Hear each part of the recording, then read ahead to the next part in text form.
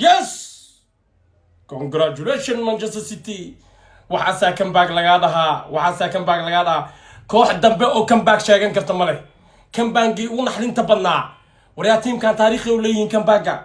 Aguero wax ka darna la sameeyay. 2 goals horumar Aston Villa. Taageerayaashiina ka farxino. Cusbo ku darna rabnaa horyaalka. 2 goal horumar Aston Villa. Waa horumareen. Liverpool maxay ku qancay Coutinho goal ka dhali. Naga dhali laftirkaaga. Waa dhaliyay. Waxa kartaa he. Jarmalkii la keenay Gundogan, Shakab, Gundogan, Rodri, rugta cagtu dhaliya ay u daran. Tita hoose. Gundogan ciyaarta wax ka bedelay man of the match waaye. Maanta ciyaarta xoogaa caalamiintada fakta hore aad uma fiicneen Aston Villa difaacan lagu barnay noo gashay. Aston Villa saan uma dheeli jirin. Wajigan maal heedeen Aston Villa, wajigiina na tusteen. Calooshiina na tusteen. Waa bas ka soo baxayaan buurna la ciyaara idinka lacag ma nigil cunaa maya Steven Gerrard lahay nimankaas maxaa kartaa wash 10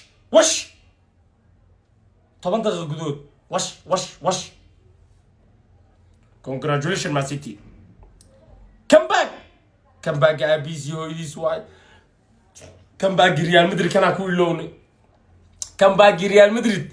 ku ilownay maraan xasna sanadkan كوب من الروميا حتى لو حارك FC ترق براجة وايبو وريا وحكو هيا كوب سيتي عليه سيتي لبا الوليه لا كوب سيتي عليه وروحان دا كوب نوع عاصم نومد دماي FC ترق جول هذا لسه جول أندلين وين لبا جول إبرة حكرتها هي وش هكذا على FC ترق يتيمك بريمير ليج جوجو تيم كان مان سيتي حلو يكون هستان بريمير ليجان روشك أما سو ودنيسين أما حبتك بام نقولين أما كينسنيسين شنتي سنة لصودا في أفر بريمير ليج قاد واحد دونك كعلق مجرتو بيب جوارديولا أسبوعا ولا ورستي وحقنا جامبيونز ليغا وتضرب جيم من أبديسيت أو خطر جروب سيرش مركز لقى صار بريمير ليج صدني سيدات جيم واي إلا FC ترك أمبيتنا هي سنة كان 6 كلية سماكر طبعا تيم 2022 أمبيتنا كوب كقار 6 كلية سماكر طبعا